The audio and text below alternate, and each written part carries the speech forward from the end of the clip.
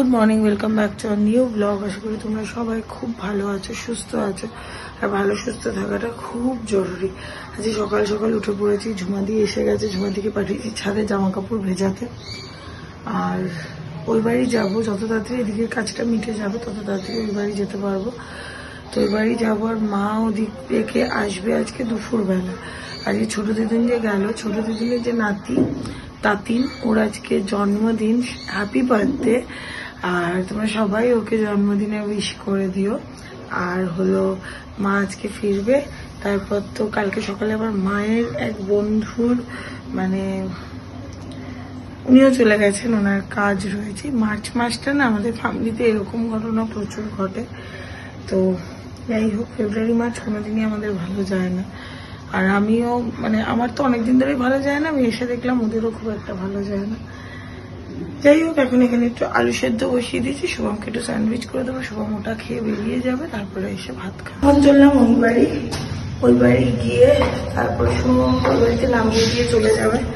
আজকে মনে হয় না সারাদিন আমি অতটা কোনো ব্লগ করতে পারবো, কারণ আমার শরীরটা আছে সকাল থেকে খুব খারাপ, হঠাৎ করে প্রচন্ড শরীরটা খারাপ। যাই হোক, তো যাই আগে পৌঁছাই, তারপরে কথা বলছি। আর একটু আগেই যাওয়ার কথা ছিল, আমি শুভমের জন্য ওয়েট করছিলাম, কারণ একা আমি যেতে পারবো না। শরীরটা অতটা ভালো লাগছে না যে একা যেতে পারবো। গরমটাও হুট করে পড়েছে না, এই গরম পড়ার টাইমটাতে আমার প্রচন্ড এরকম হয়। সেটাই সকালে দুটো ব্যাগ, এটাতে সব পড়ানোর জিনিস, আর এটা নর্মাল যা থাকে bag. Good morning, welcome to শুভরিস ফ্যামিলি। চলে এলো টাটকা ব্লগ নিয়ে। আশা করি সবাই ভালো আছে এবং সুস্থ আছে। এখন সকাল 11:30 বাজে, বেরিয়ে গেছি, যাবো রিমাকে ওই বাড়িতে ছাড়বো, ছেড়ে তারপর আমি আমার কতগুলো কাজে যাবো। এখন এখানে কিভাবে গাড়ি বার করবো জানি না। এদিকে রাস্তায় পিচ হচ্ছে, এই যে রাস্তায় পিচ হচ্ছে এখানে, এদিকে মেশিনটা, আমি গাড়িটাকে কোথা দিয়ে নেবো আমি নিজেই বুঝতে পারছি না। দেখি এখন কদিন এরকমই চলবে। আপাতত গাড়িটা বার করে ওইখানে পার্কিং করে এলাম, গাড়িটাকে ওইখানে পার্কিং করে এবার গ্যারেজটা বন্ধ করতে যাচ্ছি। গ্যারেজটা খোলা, আর এই চলবেই এখন কদিন, একটু কোঅপারেট তো করতেই হবে।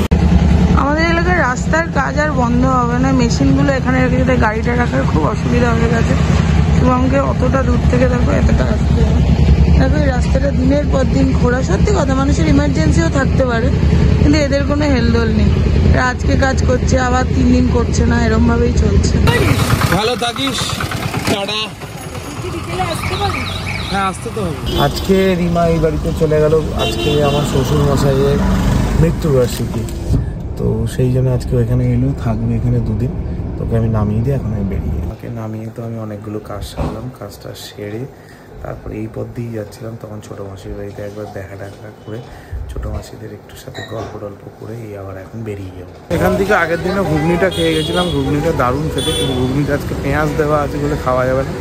এই চিড়ে ভাজা নিয়ে নিলাম, এটা খেতেই চলে যাই। ছোটো মাসির বাড়ি গেছিলাম, ছোটো মাসির বাড়ি থেকে বেরিয়ে তারপরে সেই বিরাটি কালী মন্দিরে। প্রত্যেক বছর আমার শ্বশুরমশাই বাবার মৃত্যুবার্ষিকীতে আমরা লাস্ট 3-4 বছর ধরে এখানে এসে পুজো দিয়ে যাবো। এখন ফেরার সময় একবার এখানে পুজো দিয়ে তারপর ওই বাড়ি যাবো, তারপর ওই বাড়ি যাবো, তারপর কাজে যাবো। আপাতত এই দোকান থেকে এখন মিষ্টিটা নিচ্ছি, এরপর পুজোটা দেবো। পুজোটা মিষ্টিটা নিয়ে তারপর পুজো দিয়ে দিচ্ছি।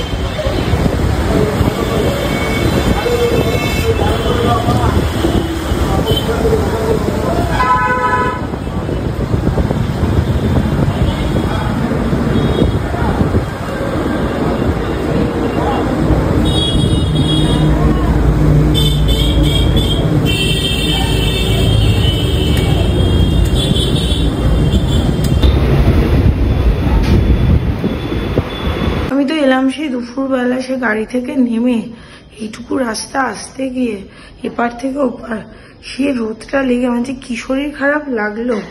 এসে যে সেই শুয়ে পড়লাম, তারপরে উঠে অল্প একটু খেলাম, খেয়ে দিয়ে আর যেন আমার কথা বলারই শক্তি ছিল না।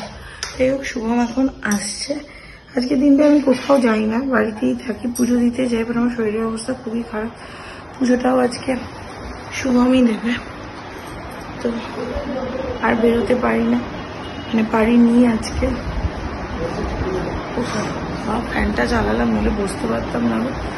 ওই যে বলেইছিলাম, আমার শরীরটা এতটাই খারাপ লাগছে যে ব্লগটা যে আমি কতটা কি করতে পারবো জানি না। মা এখন শুভমের জন্য একটু নিরামিষ চাউমিন বানাচ্ছে, ম্যাক্সিমাম আসুক, তারপর কথা হবে। পুজো দেওয়া হয়ে গেল, এবার মিষ্টিটা নিয়ে যাই শ্বশুর বাড়িতে, রিমার সাথে দেখা করে তারপর আবার এই এখন রিমাদের বাড়িতে ঢুকছি।